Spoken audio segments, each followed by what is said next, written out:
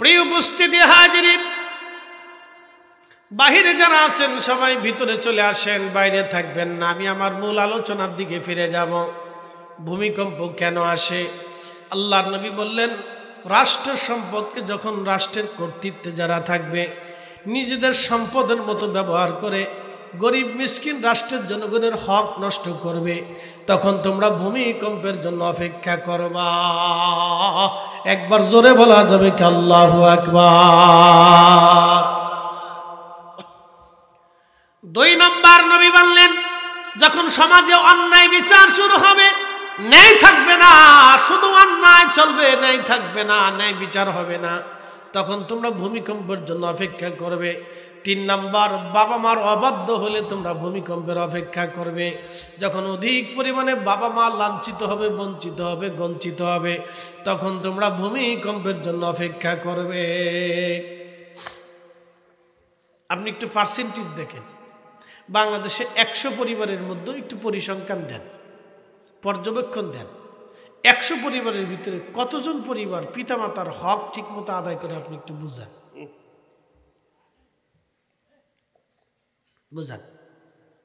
খুঁজে দেখবেন 100 পরিবারের 50টা পরিবার আছে বাপ মারে হয় গালি দিছে, না লাথি দিছে, না ধমক দিছে, না খাবার বন্ধ করে দিছে, না ঘর থেকে বের হয়ে দিছে, না নিজেরা বাপ মা সারি দিয়ে যুদ্ধ হয়ে চলে গেছে।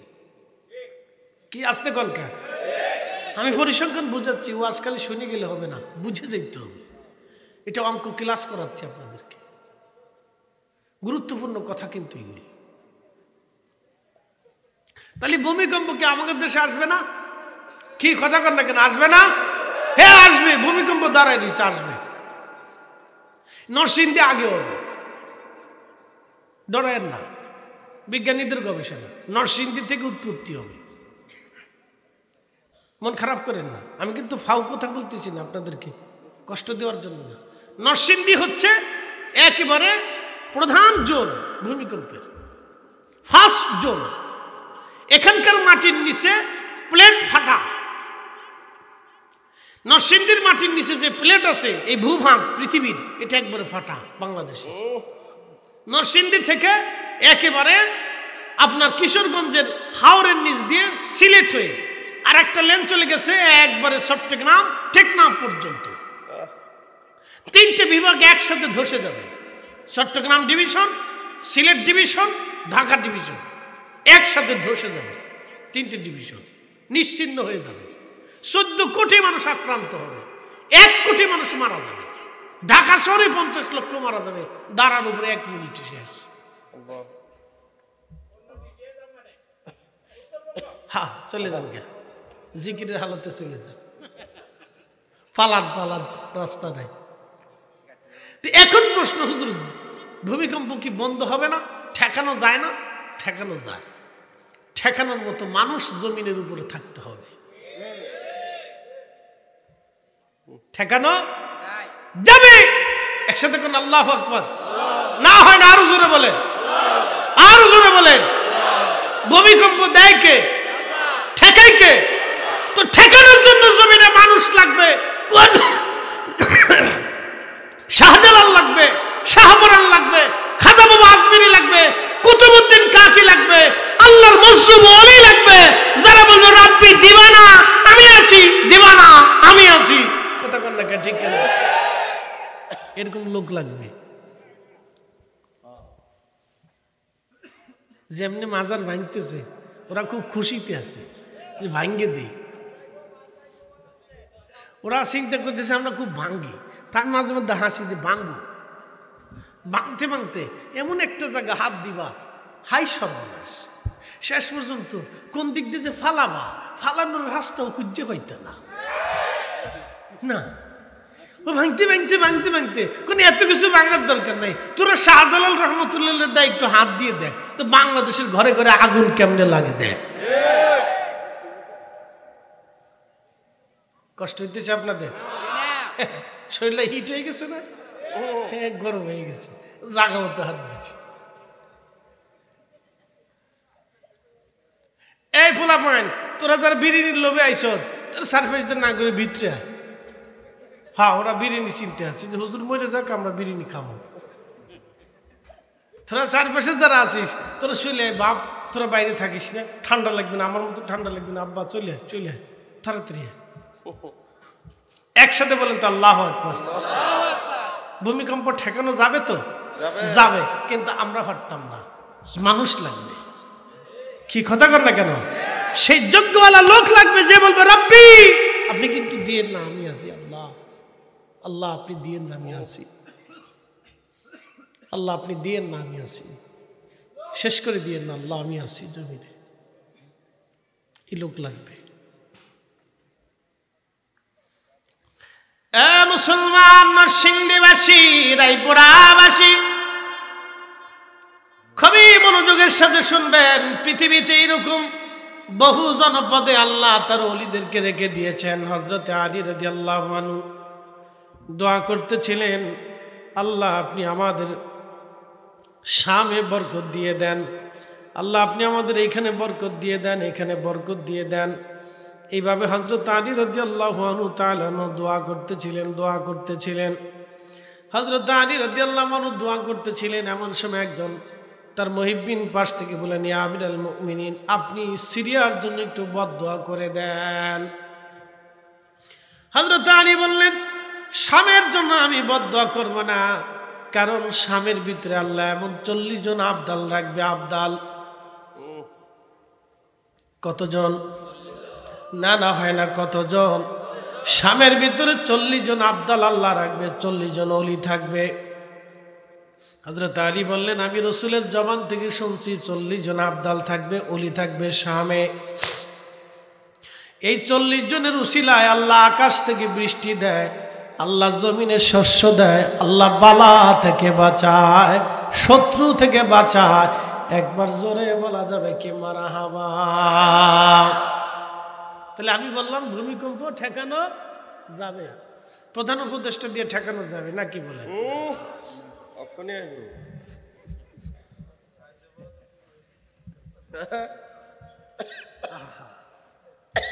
একটা খুব মুস্কি হাসি দিতে পারে। তো খুব মনোযোগ দেন, যে কথা বলছিলাম। তাহলে ঠেকানোর জন্য যোগ্য লোক লাগবে, কথা ঠিক কিনা? হযরত আলী বলতেছেন, আমি শামের জন্য বদদোয়া করতে পারবো না, কারণ এখানে আবদাল আছে, ওলি আছে। একসাথে বলেন আল্লাহু আকবার। হযরত আলী বললেন, একজন ইন্তেকাল করলে আল্লাহ আরেকজনকে বসায়। সুবহানাল্লাহ, জোরে জোরে জোরে জোরে।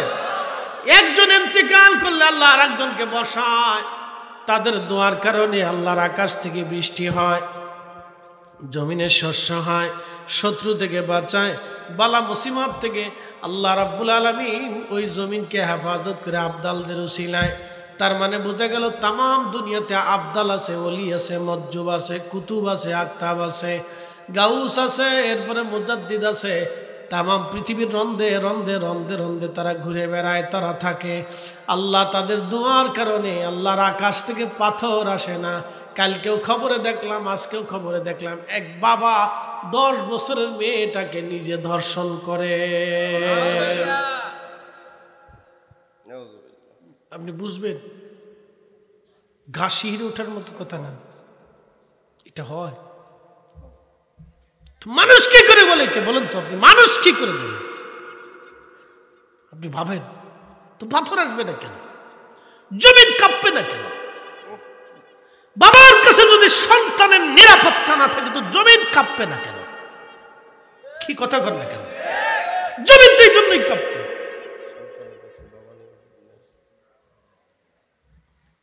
সন্তান নিজের মাকে জবাই দিল, বাবাকে জবাই দিল, ঘরের মধ্যে একেবারে মাটি করে বৃদ্ধ বাবা মাকে দাফন করে দিল সন্তান। কয়েকদিন আগের ঘটনা, ছেলেটা জুয়া খেলে, টাকা না দেওয়ার কারণে বাবা মাকে হত্যা করে ঘরের মধ্যে মাটি দাফন করে রাখলো। এমন সন্তান এইভাবে যদি চলতে থাকে তাহলে বলেন কেন ভূমি কাঁপবে না, জমিন কাঁপবে না? বাংলাদেশে 5 লক্ষ পথ শিশু। কত লক্ষ? আমি গত বছর সিলেটে জানুয়ারি মাসে মাহফিল করে আসতেছি। আসার সময়, সিলেট থেকে আসার সময় সিলেটের দ্বিতীয় আপনার ওই সেতু সুরমা নদীর উপরে 2 নম্বর সেতু দিয়ে আসতেছিলাম। সেতুর উপরে দেখলাম রেলিংয়ের পাশে বসে বসে বাচ্চারা পাতলা কম্বল দিয়ে মোড়া দিয়ে এমনি বসে কাঁথ হয়ে রয়েছে। আমি গাড়ি দাঁড়া করলাম, চিন্তা করলাম এরা আবার কারা। জিজ্ঞেস করলাম তোমরা কারা? বলে আমরা পথ শিশু। আমি বললাম এই শীতের মধ্যে ব্রিজের রেলিংয়ে বসে আসো, তোমাদের কি শীত লাগে না? শীতের কাপড় কোথায়, কম্বল কোথায়? বলতেছে হুজুর কম্বল কে কিনে দিবে? আমাদের মাও নাই, বাবাও নাই, কেউ নাই, আমরা সবাই মিলে এই খাম দিয়ে থাকি। মানুষ আমাদেরকে মারে, লাঠি দেয়, ঘুষি দেয়, থাপ্পড় দেয়, মানুষের কাছে ভিক্ষা চাই, যা দেয় ওইভাবে খাই, না হলে না খেয়ে থাকি। জমিন কেন কাঁপবে না বলেন তো? বলেন কেন কাঁপবে না? বলুন ওদের দোষ কি? ওদের দায়িত্ব কাদের হাতে? রাষ্ট্রের হাতে। তো রাষ্ট্রের কাছে এত হাজার হাজার কোটি টাকা থাকার পরও রাষ্ট্র কেন ওদের দায়িত্ব নেয় না? বলেন কি কথা কর না কেন? বলেন তো জমিন কাঁপবে না তো কাঁপবে কি? ভূমিকম্প না হবে না তো হবে কি?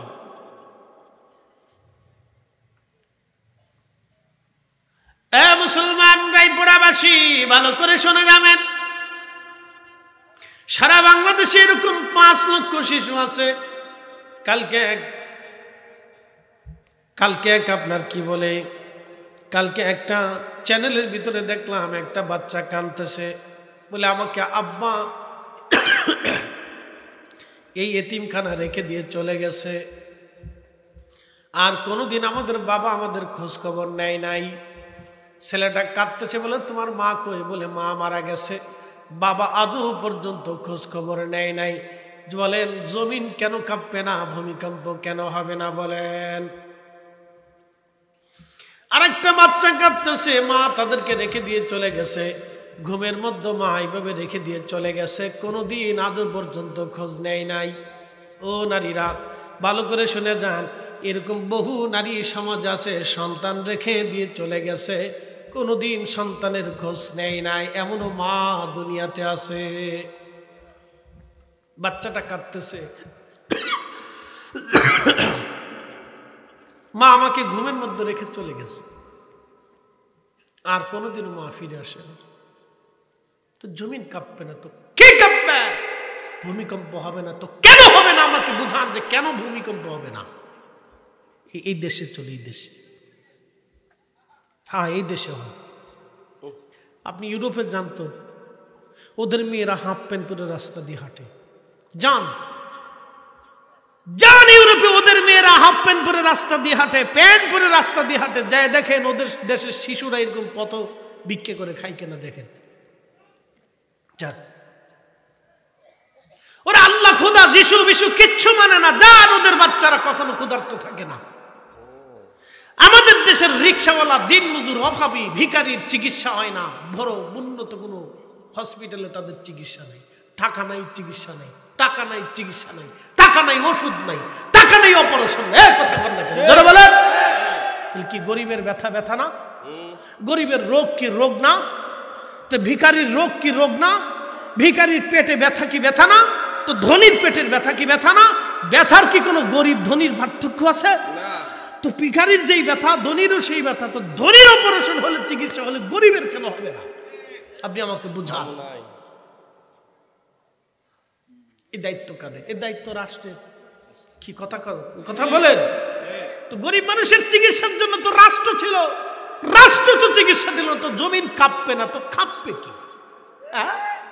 কথা কর না কেন? জোরে বলেন। ভূমিকম্প হবে না তো হবে কি?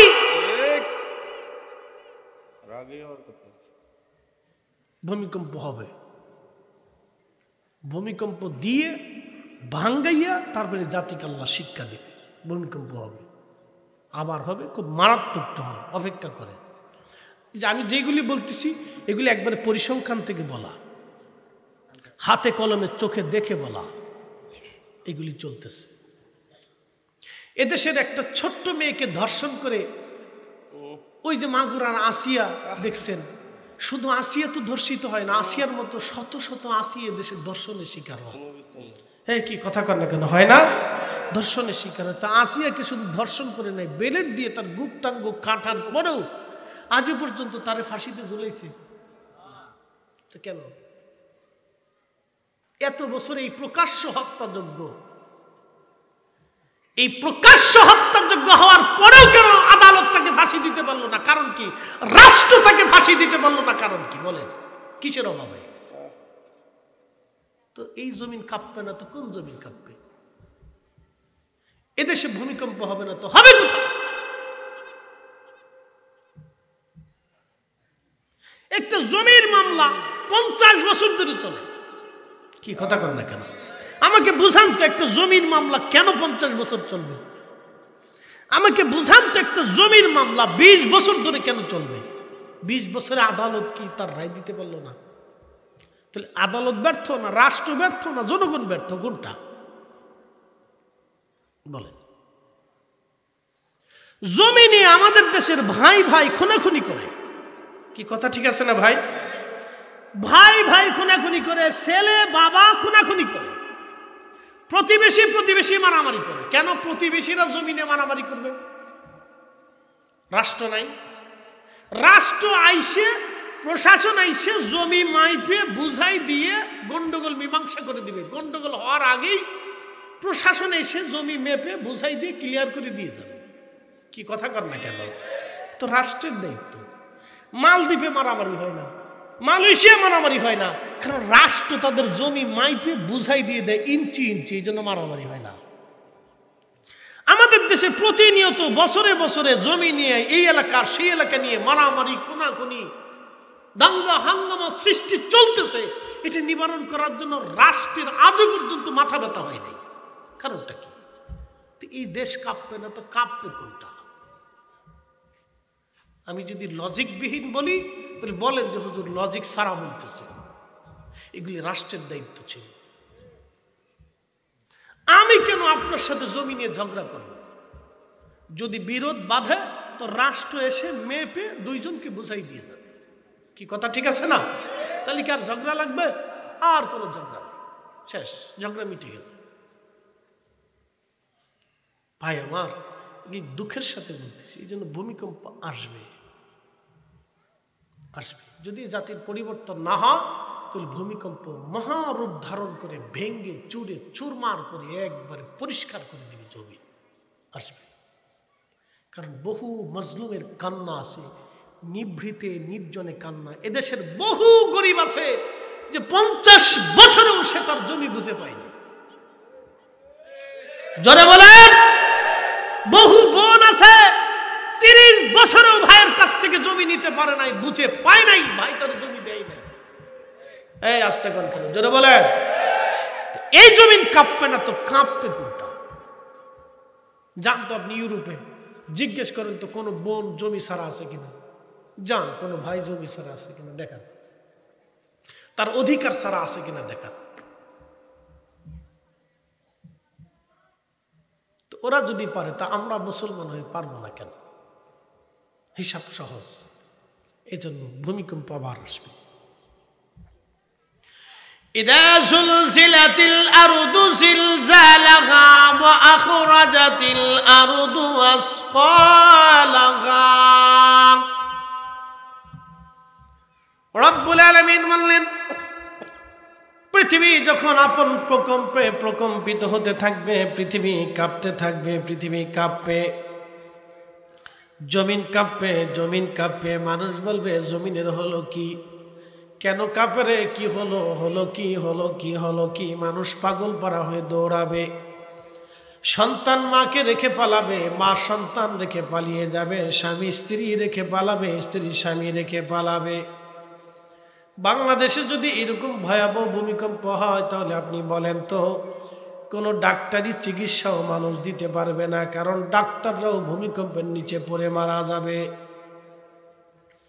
ওষুধ আপনি খুঁজে পাবেন না, বলে ওষুধ পর্যন্ত শেষ হবে, ক্ষত সারানোর মতো কোনো ব্যবস্থাপত্র পাবেন না, বলে এত ডাক্তার আপনি খুঁজে পাবেন না, কে আপনার চিকিৎসা করাবে। এইভাবে রক্তের দুর্গন্ধে, মানুষের মৃতের দুর্গন্ধে হাজার হাজার মানুষ স্টক করে এমনি মারা যাবে। কারণ যে পরিমাণে খাদ্যে ভেজাল, আমাদের অধিকাংশ মানুষ স্টকের রোগী, হার্টের রোগী। আসতে কোনকে হাজার হাজার মানুষ খালি স্টক করে মারা যাবে। ও মরার জন্য ভূমিকম্প লাগবে না। হাজার হাজার মানুষ স্ট্রোক করে মারা যাবে। এটা আমি পরিসংখ্যান থেকে আপনাদেরকে বললাম, আমার কোনো গবেষণা না। মহাপ্রলয়ঙ্করী ভূমিকম্প আসবে এবং বহু মানুষ মারা যাবে। যদি ঠেকাইতে হয়, আবার বলতেছি, যদি ঠেকাইতে হয় তাহলে ঠেকনে বলা মানুষ লাগবে, ওলি লাগবে। কথা কর না কেন? ওলি ছাড়া এই ভূমিকম্প কেউ ঠেকাইতে পারবে?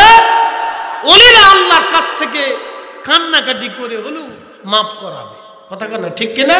আর আমাদের ভালো হইতে হবে, ওলিদের মহব্বত করতে হবে, মাজার বেশি করে ভাঙেন। নারে তাকবীর, নারে রিসালাত, আহলে সুন্নাত ওয়াল জামাত, নারে হায়দারি, মুফতি জহিরুল ইসলাম ফরিদী সাহেব। যেমনি তাকবীর দিলেন মনে হয় যে আজকে তাবারক নাই। আছে আছে ডাবল আওয়াজ দিয়ে, মুসলমানের আওয়াজে শয়তান পালায়। ঠিক আছে না? মুসলমানের আওয়াজ হবে বুলন্দি আওয়াজ। তেলের গাড়ি তেলে চলে,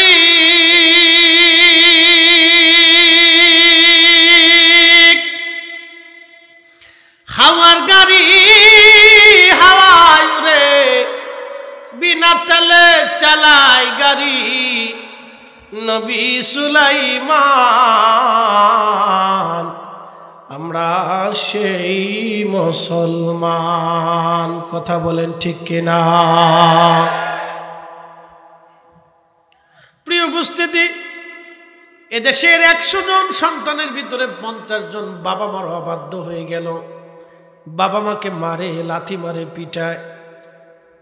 বহু সন্তান আছে বাবা মারে খাইতে দেয় না, বাবা মাকে জুদা করে দিয়ে চলে গেল।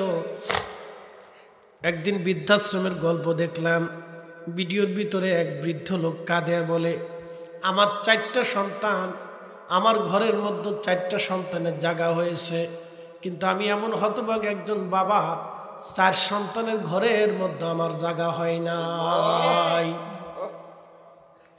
ভূমিকম্প এখানে আসবে না তো যাবে কোনখানে? বঙ্গোপসাগরের নিচে? এখানেই আসবে। বঙ্গোপসাগরের নিচে ভূমিকম্প যাবে না, এখানেই আসবে। আচ্ছা কোন তো আল্লাহ বঙ্গোপসাগর বাদ দিয়ে আমাদের দেশের নিচে ভূমিকম্প দেখে কি প্রশ্ন আছে না?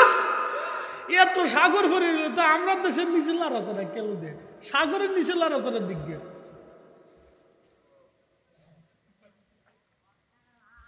সুন্দরবনের নিচে লড়াচড়া দিক আমরা রে নেই চিকেন হিসাব কিন্তু আছে। কথা ঠিক আছে কিনা? লড়াচড়া দিলে সাগরের ভিতরে যায় দিক দিয়ে। বঙ্গোপসাগর পার হওয়ার ভারত মহাসাগর, ওই মহাসাগরের নিচে লড়াচড়া দিই আমরা, এখানে লড়াচড়া নাই কেন? মহাসাগরের নিচে আল্লাহ লড়াচড়া দিবে না। কারণ কি জানেন? ও মাসে আল্লাহর জিকির করে। একসাথে কোন আল্লাহু আকবার। কিসে জিকির করে? মাসে আল্লাহর জিকির করে, মাসে নাফরমানি করে না। সুন্দরবনে দিবে না, কারণ ওই বাঘ ভাল্লুক পশু পাখি যারা আছে ওরা নাফরমানি করে না। নাফরমানি করলে মানুষে করে। আস্তে কানকে জোরে বলে, কিসে নাফরমানি করে? আল্লাহর সাথে। মানুষের জিন এই 2 জাতিতে করে। মানুষের জিন এই 2 জাতিতে আল্লাহর সাথে নাফরমানি করে। তাছাড়া কোনো জাতি আল্লাহর সাথে নাফরমানি করে না, না কোনো জাতি না। মহিলারা ভালো করে শুনে যান, যে এমন এক জাত যে বাবা মার সাথে নাফরমানি করে, চোখে দেখা অবস্থায় বাপ মার সাথে নাফরমানি করে। আল্লাহু আকবার। আপনি কল্পনা করতে পারবেন পৃথিবীতে একটা সন্তানের জন্য সবচেয়ে বেশি প্রিয় হলো বাবা মা। সেই বাবা মার থেকে দুনিয়ার থেকে আসছে, বাবা মা তার রক্ত খাওয়াইছে, তার রক্ত পানি করছে, তার জীবনের সমস্ত ত্যাগ দিয়ে ভালোবাসা দিয়ে সন্তানকে বড় করছে।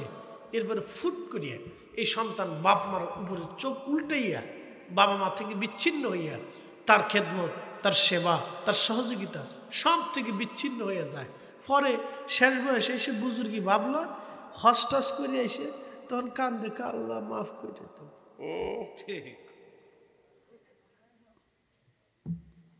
শয়তানে চিন্তা করে বাপরে কত বড় সিটার, কি কথা কর দেখে। শয়তানে চিন্তা করে তুই কত বড় সিটার, হ্যাঁ তুই 60 বছরের জিন্দিগি পেয়ে নিজের বাপ মার সাথে বেইমানি করে এসে এখন কামা করে এসে তুই আমার ফাতর মারতে এসেছিস। শয়তান কোথাকার, হ্যাঁ শয়তানের বিরাট দুঃখ।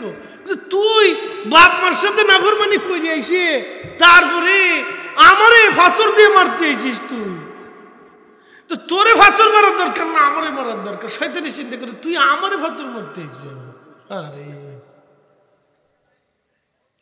ওয়াজ বুঝে যান, আজকে ওয়াজটা বোঝার দরকার। রাত বেশি হয়ে গেছে তো, এই জন্য আপনাদেরকে আজকে ধাক্কায় ধাক্কায় ওয়াজ শুনেছি যাতে ঘুম না আসে।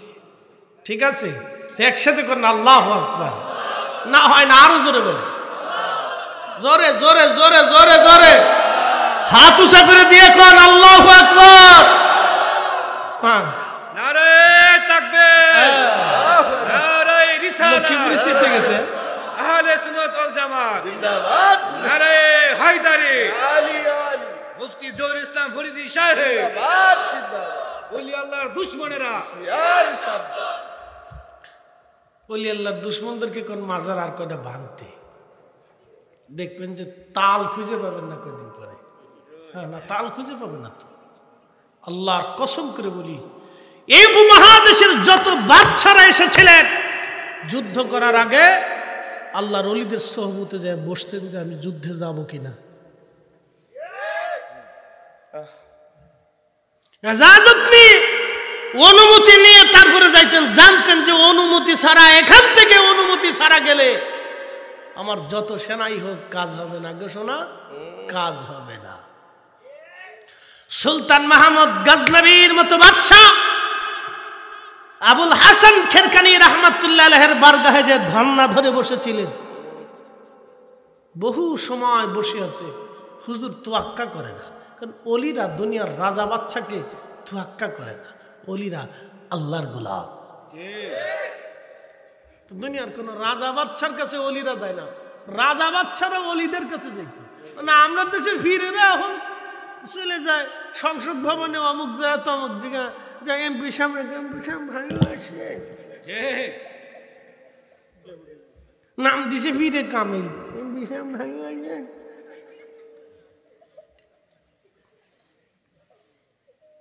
দুঃখে মাঝে মধ্যে হাসি চিন্তা করি, দূর বেড়া। আগের জমানার ওলিদের কাছে রাজা বাচ্চারা এসে ধন্না দিয়ে বসে থাকতো। আমি ওলিদের মর্যাদার কথা বলতেছি, ভালো করে বুঝে যান। শাহজালাল ইয়ামানি মুজাররিদি রহমাতুল্লাহের বরগাহে যাইয়ে মাজারে বসিয়ে এদেশের বড় আমির উমরারা বসে ধন্না দিয়ে বসে থাকে। কারণ কি জানেন? দোয়ার জন্য। কথা কর না, ঠিক কিনা? কিসের জন্য? দোয়ার জন্য। প্রিয় উপস্থিতি, লম্বা বাড়াবো না, কষ্ট বেশি দিব না। বাবা মার ভালো করে শুনে যান। আবুল হাসান খেরকানি রহমাতুল্লাহ আলাইহির বারগাহে সুলতান মাহমুদ গজনবী বসে আছে। সকাল থেকে সন্ধ্যা পর্যন্ত বসা, কিন্তু আল্লাহর ওলি কোনো ইশারা দেয় না। দীর্ঘ টাইম পার হওয়ার পরে সুলতান মাহমুদ গজনবী খাদেমকে বললেন, বেটারে আমি অনেক দূর থেকে এসেছি, সুদূর আফগানিস্তানের গজনি থেকে। আমি এই খেরকান নগরে, ইরানের খেরকান নগরে আমি আসছি হুজুরের কাছে দোয়া নেওয়ার জন্য। সুলতান মাহমুদ গজনবীর রাজদরবার ছিল বর্তমান আফগানিস্তানের কাবুলের গজনি গেট আছে, রাজধানী কাবুল ছিল ওনার সেই সময়কার গজনি সাম্রাজ্যের কেন্দ্র, রাজধানী। সুলতান মাহমুদ গজনবী আল্লাহর ওলির কাছে বসে আছে। বেটারে হুজুরকে বলো আমি আসছি হুজুরের কাছে দোয়া নেওয়ার জন্য। তখন খাদেম যায় বলতেছে, হুজুর বেয়াদবি নিবেন না, বহুদূর থেকে সুলতান মাহমুদ গজনবী আপনার কাছে আসছে। তখন আবুল হাসান খেরকানি ধমক দেয়া কয়, যায় বেটা সুলতানকে চলে যেতে কও, কেন আমার কাছে আসছে? আমার ওর কাছে কোনো কাজ নাই, ওরে চলে যেতে কও। যা যা চলে যেতে কও, পারছে কেন আমার কাছে? দুনিয়ার কোনো রাজা বাচ্চার কাছে আমার কোনো কাজ নাই, যাও চলে যেতে কও। একসাথে বলবেন আল্লাহু আকবার। অলি দেখছেন, যা চলে যেতে পারে, ও কেন আসছে আমার কাছে? সুলতান মাহমুদ গজনবী বিনয়ের সাথে খাদেমকে বললেন, হুজুরকে যে বলেন আমি হুজুরের কাছে দোয়ার জন্য আসছি। মারহাবা কন। কিসের জন্য আসছি? দোয়ার জন্য আসছি। হুজুর আপনি একটু দোয়া করেন, একটু এজাজত দেন, মন নরম করে দেন। সুলতান আসছে আপনার কাছে দোয়া চাওয়ার জন্যে। সুলতান মাহমুদ গজনবী রহমতুল্লাহ আলাইহিকে এজাজত দিলেন। সুলতানের সামনে বিনয়ের সাথে বসে গেলেন। এত বড় সাম্রাজ্যের সুলতান একজন মজজুব পাগলের সামনে বিনয়ের সাথে বসে গেলেন।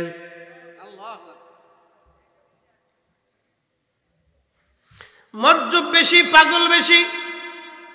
আল্লাহর একজন অলির সামনে বসে আছেন এত বড় সুলতান, যার লক্ষ লক্ষ সৈন্য, বিরাট বড় শক্তি, বিরাট বড় জেনারেল। এত বড় জেনারেল 17 বার ভারত আক্রমণ করার পরও একবারও তারে পরাজিত করতে পারে নাই।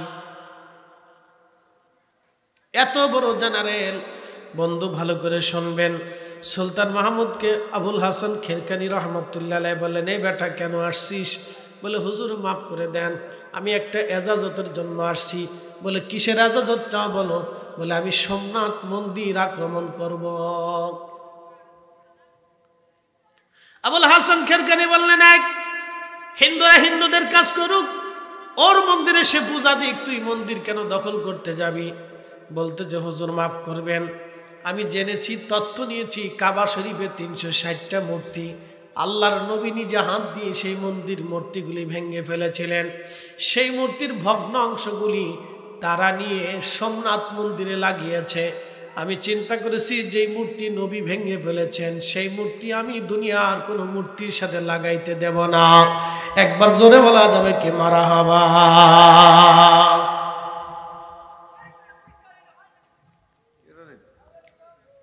একটা ভলান্টিয়ার লোক নেই না, এই বাজ্জা বাজ্জা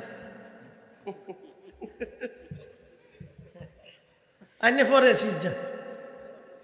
ওরা বুঝে না, ওরা জানে যে রাত হয়েছে, একটু আওয়াজ দিলে শব্দ পাওয়া যায়, বুঝে না ওরা। যাক যাক, ছোট মানুষ তো, একসাথে বলি না আল্লাহু আকবার। অলিদের পাওয়ার আসেনি, একসাথে কোন আসেনি। ভূমিকম্প থামানো যাবেনি। আমরা পারতাম, বাংলাদেশের সব মানুষ একসাথে যদি লাড়াচাড়া দেয় তাও কাজ হবে? কাজ হবে না। কিন্তু যদি আল্লাহর কোনো মেহবুব আল্লাহর দরবারে কান্নাকাটি করে দোয়া করে, তাহলে হয়তো আল্লাহ আমাদেরকে বাঁচায় দিলেও দিতে পারে। কথা কর না, ঠিক কি না? তবে যেমনি ভাঙতেছে মাজা, ও তো আল্লাহর ওলি, মনে হয় দোয়া টোয়া করবে না, না করবে না। খুব মনোযোগ দিয়ে শুনে যাবেন, হাজিরিন ভালো করে শুনে যান। হযরত আবুল হাসান কিরকানি ডাক দিয়ে বললেন, ঠিক আছে যাও, তাহলে আমি তোমাকে ইজাজত দিলাম, অনুমতি দিলাম, তবে দাঁড়াও, আমার একটা জুব্বা তুমি হাতে করে নিয়ে যাও। একটা জুব্বা এনে আবুল হাসান কিরকানি রহমতুল্লাহ আলাইহি সুলতান মাহমুদ গজনবীর হাতের মধ্যে দিয়ে বললেন, সুলতান, যদি কখনো তুমি বিপদগ্রস্ত হয়ে যাও, যুদ্ধে পরাজিত হতে যাও, তাহলে এই জুব্বাখানা হাতে নিয়ে 2 রাকাত নামাজ পড়ে জুব্বাখানা হাতে নিয়ে আল্লাহর দরবারে বইল, আল্লাহ, যদি জুব্বাওয়ালা তোমার পছন্দ হয় তাহলে এই জুব্বাওয়ালার খাতিরে তুমি আমাকে এটা দাও সেটা দাও, তুমি যা চাবা আল্লাহ তাই দেবে।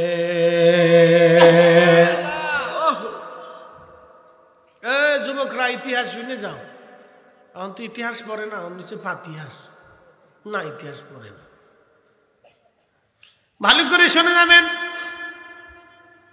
হযরত আবুল হাসান কিরকানির জুব্বা দিয়ে দিলেন। সুলতান মাহমুদ গজনবীর জুব্বায় চুমা লাগাইয়া বুকে করে তিনি হুজুরের কাছ থেকে বিদায় নিয়ে চলে আসলেন। মনে মনে খুশি, কারণ এমন একজনের কাছ থেকে ইজাজত নিয়েছি, এই দোয়া কবুল হয়ে যাবে। জোরে জোরে বলেন আল্লাহু আকবার। বর্তমান মুসলমান দেশ আছে কয়টা বলেন তো? 57টা আছে। কয়টা? না ঠিক আছে না? তথ্য ঠিক আছে?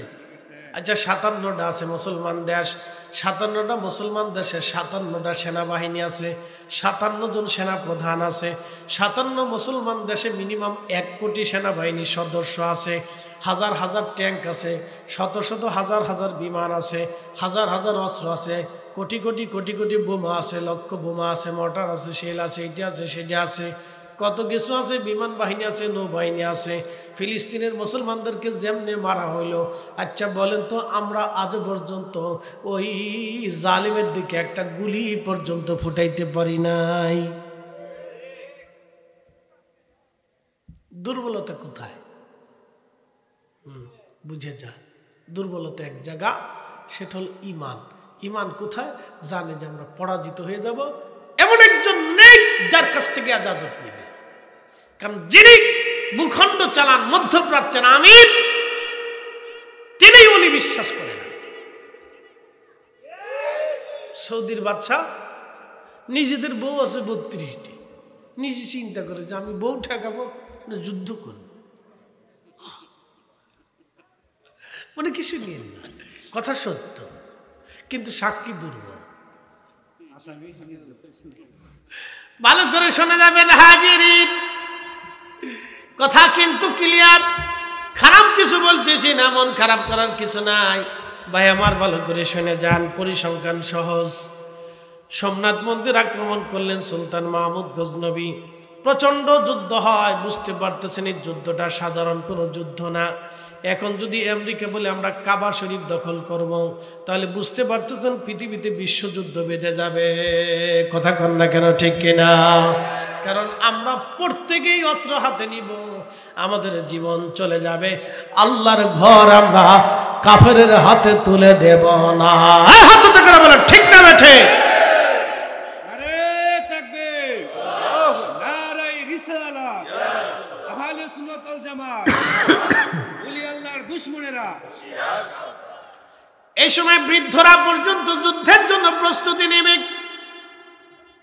সারা পৃথিবীতে যুদ্ধ বেঁধে যাবে, মহাযুদ্ধ বেঁধে যাবে সারা দুনিয়াতে। খুব মনোযোগ দেন। তো সোমনাথ মন্দির আক্রমণ করলো, সনাতনীরা জীবনের সব কিছু দিয়ে যুদ্ধে নেমে গেল। সুলতান মাহমুদ গজনবী বুঝতে পেরেছিলেন এই যুদ্ধটা সহজ হবে না। এজন্যই তিনি এমন এক স্থান থেকে দোয়া নিয়ে এসেছেন, এজাজত। আল্লাহু আকবার, না না হয় না, আরো জোরে বলে। এমন একটা স্থান থেকে তিনি এজাজত আনলেন, যার এজাজত মানে আল্লাহর পক্ষ থেকে এজাজত, যার এজাজত মানে মদিনাওয়ালার পক্ষ থেকে এজাজত। সুলতান মাহমুদ গজনবীর যুদ্ধ শুরু হয়ে গেল। প্রচন্ড যুদ্ধে মুসলিম বাহিনীর যুদ্ধে টিকতে পারতেছে না, এত যুদ্ধ হচ্ছে, ভয়াবহ রণাঙ্গনে যুদ্ধ, রক্তক্ষয়ী যুদ্ধ। মুসলমান জেনারেল যিনি ছিলেন সেনাপ্রধান, তিনি সুলতান মাহমুদ গজনবীর কাছে এসে বললেন, বাদশাহ বিরাট বড় সর্বনাশের মধ্যে পড়ে গেছি, মুসলমান আমরা যুদ্ধের ময়দানে টিকতে পারতেছি না, আমাদের বহু সৈন্য হতাহত হচ্ছে, এখন আমরা কি করব বলেন? মনে হয় এই যুদ্ধে আমরা বিজয় নিয়ে কাবুলে ফিরে যেতে পারবো না।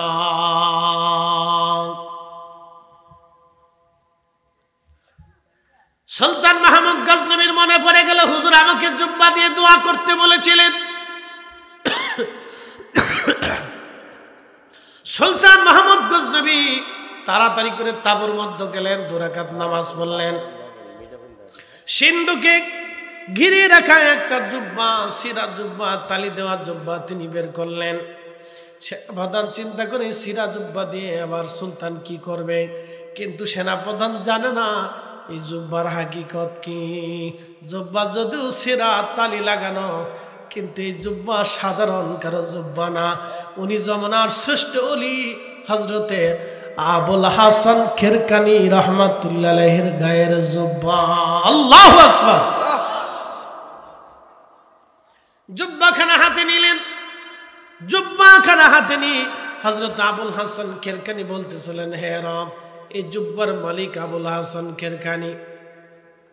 সুলতান মাহমুদ গজনবী বলতেছেন, আল্লাহ এই জুব্বার মালিক আবুল হাসান খেরকানি তোমার ওলি যদি হয়ে থাকে, তোমার পছন্দের ব্যক্তি যদি হয়ে থাকে, উনি আমাকে জুব্বাখানা দিয়েছে। আল্লাহ, আমি সুলতান মাহমুদ গজনবী দোয়া কবুলিয়তের কোনো যোগ্যতা আমার নাই। আল্লাহ, আমি আজকে বিশেষ মিশনে আসছি, যদি পরাজিত হয়ে যাই মুসলমানরা লজ্জায় পড়ে যাবে, কোনোদিন এই জমিন আর দখল করা সম্ভব হবে না, এই মন্দির আর ভাঙ্গাটাও সম্ভব হবে না। আজকে আমি যদি না পড়ি পৃথিবীর কোনো মুসলিম জেনারেল কোনোদিনও পারবে না। আল্লাহ, আমি সুলতান মাহমুদ গজনবী এই জুব্বাখানা নিয়ে হাত বাড়াইলাম, জুব্বাওয়ালা যদি তোমার পছন্দের হয় আল্লাহ, তাহলে তুমি আজকে মুসলমানদের বিজয় দাও।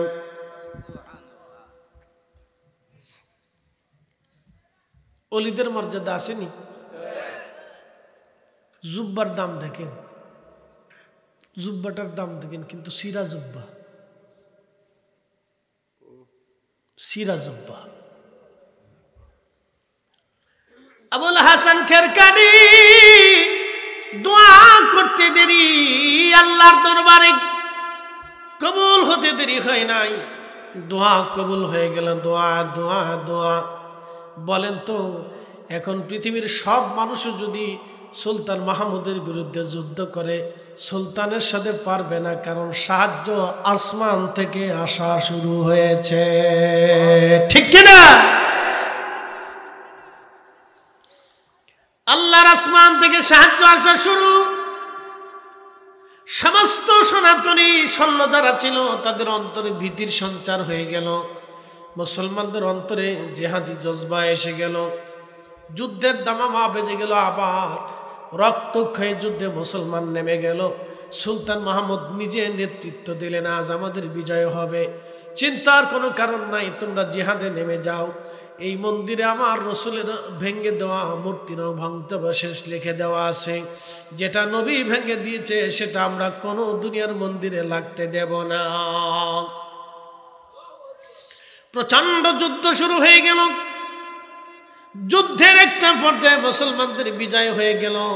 আল্লাহু আকবার। মুসলমানদের বিজয় হয়ে যাওয়ার পরে 600 উটের পিঠ ভরে ভরে ওই মন্দির থেকে সোনা দানা রূপা মণি মুক্তা যোগানো হয়েছিল। 600 উট, তাহলে বুঝেন কি পরিমাণে সম্পদ ওখানে জমা ছিল। তো বিজয় হয়ে যাওয়ার পরে সুলতান মাহমুদ গজনবী রাত্রিবেলা ঘুমিয়ে আছেন, স্বপ্নে আল্লাহর মহানলি আবুল হাসান খেরখানি রহমতুল্লাহ এসে বললেন, রে মাহমুদ গজনবী, আমার জুব্বা কোন দামে বিক্রি করছো বলো। মারহাবা কর। আমার জুব্বা কি দরে বিক্রি করছো বলো, কোন দামে আল্লাহর কাছে জুব্বা বিক্রি করছো কও আজকে। জুব্বা যে ফাটাইছে হাতে বয়ে বইয়ে খেরখানে বসে বসে খোঁজ নিতেছে জুব্বা কোন দামে বেচছে। ওলিদের টাওয়ার দেখছেন, নেটওয়ার্ক দেখছেন, যে জুব্বা কোন দামে বেচছে সেটা আবার খোঁজ নেওয়ার জন্য। মাহমুদ গজনবী জুব্বা কত দরে বিক্রি করছে বলো। স্বপ্নে হুজুর আমি জুব্বার উসিলা ধরে বিজয়ের প্রার্থনা করেছিলাম, আল্লাহ আমাকে বিজয় দিয়েছেন। আবুল হাসান খেরখানি ডাক দেখায়, বেটারে তুমি এত কম দামের জুব্বা বিক্রি করলা কেন? তুমি বিজয় না চাই যদি বলতে আল্লাহ এই সোমনাথের সকল হিন্দুকে তুমি মুসলমান বানায় দাও। আরে সুলতান মাহমুদ গজনবী যুদ্ধ করা লাগতো না, সমস্ত সনাতনীরা কালেমা পড়ে মুসলমান হয়ে যাইত। এই একসাথে বলেন আল্লাহু আকবার। জবান বন্ধ রাখলে জবানে ঠাডা পড়বে, আরো জোরে বলেন আল্লাহু আকবার। না জোরে বলেন, হাত উঁচু করে বলেন আল্লাহু আকবার। ওলিদের ভার আসেনি, ভার আসেনি, ওলিদের দলে আসেননি। আল্লাহ থাকার তৌফিক দিক, জোরে বলেন আমিন। তোর একটু চা খাওয়াইছে আমারে, আমার অবস্থা বেশি ভালো না। হ্যাঁ, এই ঠান্ডা লাগছে না, কায়দা মতো লাগছে, তাই ও বালানা বালানা বলে 1 ঘন্টা ওয়াজ করে ফেলছি। এই ধাক্কায় ধাক্কায় ওয়াজ, কিন্তু ধাক্কা মেরে জায়গা মতো নিয়ে চলে আসছি। ওলি লাগবে নি? লাগবে, লাগবে। এই ওলি আল্লাহর বাংলাদেশ, শহীদ গাজীর বাংলাদেশ, রহম করো আল্লাহ, রহম করো আল্লাহ। শাহজালালের বাংলাদেশ, শাহপরানের বাংলাদেশ, রহম করো আল্লাহ, রহম করো আল্লাহ। ভূমিকম্পের ওয়াজ করতে করতে আল্লাহর ওলিদের সামনে আপনাদেরকে বাস্তব একটা ইতিহাস ঘটনা থেকে শোনাইলাম। আবুল হাসান কেরকানি ডাক ডাকা, বেটারে কম দামে কেন জুব্বা বিক্রি করে দিলা? তুমি যদি সোমনাথের সমস্ত হিন্দুদেরকে কালেমা পড়ার জন্য দোয়া করতা, তাহলে যুদ্ধ করা লাগতো না, সব সনাতনীরা আজ কালেমা পড়ে মুসলমান হয়ে যাইত। সুলতান মাহমুদ গজনবীর ইতিহাস আপনাদেরকে শোনাইলাম। উনি বড় পরহেজগার আল্লাহওয়ালা বাদশা ছিলেন। সারা রাত ঘুরে ঘুরে ঘুরে ঘুরে ঘুরে ঘুরে ঘুরে ঘুরে জনগণ কে খায় না, কে ঘুমায় না, কে খাইলো না, রাতের আধারে ঘুরে ঘুরে খোঁজ নিতেন। আর আমাদের নেতারা একবার যদি পাশ করে চলে যায় তো 5 বছর আর চেহারা দেখা যায় না বাপ, চেহারা আর খুঁজে পাওয়া যায় না বাপরে। এই জন্য আমাদের তকদিরও পরিবর্তন হয় না, রাজনীতির নীতিও পরিবর্তন হয় না। রাজনীতিটা ছিল জনগণের জন্য, মানুষের উপকারের জন্য, ভিখারির জন্য, এতিমের জন্য, দুস্থের জন্য, অভাবীর জন্য, মিসকিনের জন্য, এই দিন মজুরি খেটে খাওয়া মানুষের জন্য ছিল রাজনীতি। কথা কন না কে, ঠিক কিনা? হযরত ওমর রাদিয়াল্লাহু আনহু খলিফা ছিলেন, তিনি জনগণের খলিফা ছিলেন, মানুষের খলিফা ছিলেন, গরিবের খলিফা ছিলেন। একসাথে বলবেন আল্লাহু আকবার। আল্লাহ রাসূল এটাও বললেন যে ভূমিকম্প হবে আরেকটা কারণে। কারণ বলবো, ভূমিকম্প আরেকটা কারণে হবে, বলবো না? কষ্ট হচ্ছে আপনাদের? বলবো, বলি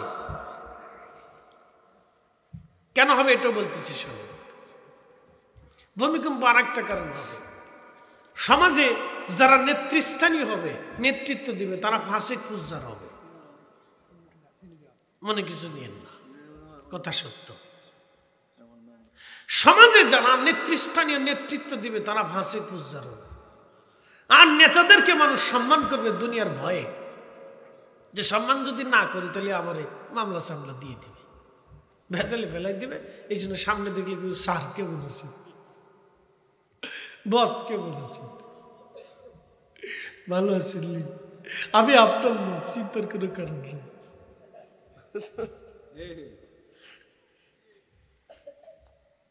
এই কারণে ভূমিকম্প, আমার কথা না, সোনান তিরমিজির হাদিস। আল্লাহ রাসূল বলেছেন, ভাই আমার, এই জন্য আমাদের ভূমিকম্প আসবে যদি আমরা পরিবর্তন না হই। আমাদের সময়কে পরিবর্তন হতে হবে। আজকে দেখলাম, শুনলাম ঢাকায় মাইকে মাইকে হুজুরা বলতেছে তওবা করেন, বেশি পরিমাণে ইস্তিগফার করেন, মাফ চান আল্লাহর কাছে, তওবা করেন আপনারা। ঢাকা বাঁচতে হলে তওবা করতে হবে, আল্লাহর কাছে কান্নাকাটি করতে হবে, নইলে বাঁচবে না। বেশি বেশি করে মাইকে মাইকে বলে দিচ্ছে হুজুরা যে আপনার তওবা করেন, মাফ চান বেশি বেশি, নইলে ঢাকা বাঁচবে না। ফেসবুকে লেখালেখি করতেছে, অধিক পরিমাণে ইস্তিগফার করেন, দুরূদ শরীফ পড়েন, দোয়া করেন, তাহলে যে কোনো সময় লাড়াচাড়া দিলে ঢাকা শেষ হয়ে যাবে। কিন্তু লাড়াচাড়া দিবে আল্লাহ, লাড়াচাড়া, কথা কন না কেন, লাড়াচাড়া দেবে, ভাই ভাই না, নরসিংদী আগে আসবে, তাও ভয় পায় না। যার টিনের ঘর আছে সে চিন্তা করে আমার টিনের ঘর, যতই লাড়া অসুবিধা,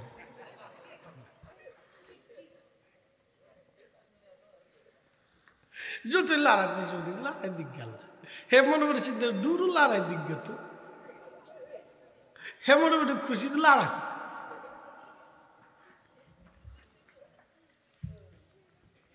মহিলারা আরো খুশি, জামাই যেমনি ঝগড়া করে হেতে মরে গেলে আমার কিছু আসে যায় না।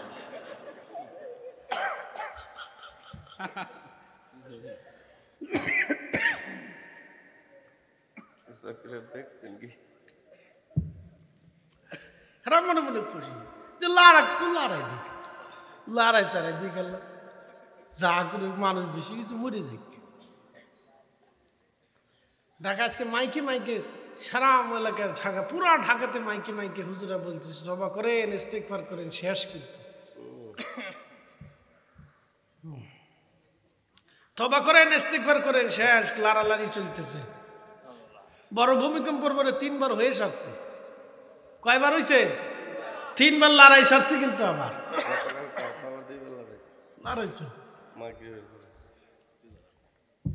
লড়াই কে? একসাথে কর না, লড়াই কে? তাহলে জমিনের মালিক কে? এই জমিন নিয়ে কোনো সময় মারামারি করেন না, না এটা করেন না, ঝগড়া করেন না, বাদ দিয়ে দেন। কি কথা খারাপ কইছি? কিয়ামতের ময়দানে দেখি নেব, অসুবিধা নেই তো, কি করব? 2 ইঞ্চি তো, বেশি কিছু না। হ্যাঁ, ও শেষ, দারুণ একটা ওয়াজ হয়েছে। এটার নাম কি? পানি। একসাথে কর, পানি। ওয়াটার। এই পানি দিয়ে অজু করলে অজু হবে কি না? হবে। এখন যদি পানির ভিতরে 1 ফোঁটা গোসু না ছেড়ে দেন, এই আমার দিকে তাকা, এটার ভিতরে যদি 1 ফোঁটা গোসু না ছেড়ে দেন, তাহলে কি হবে?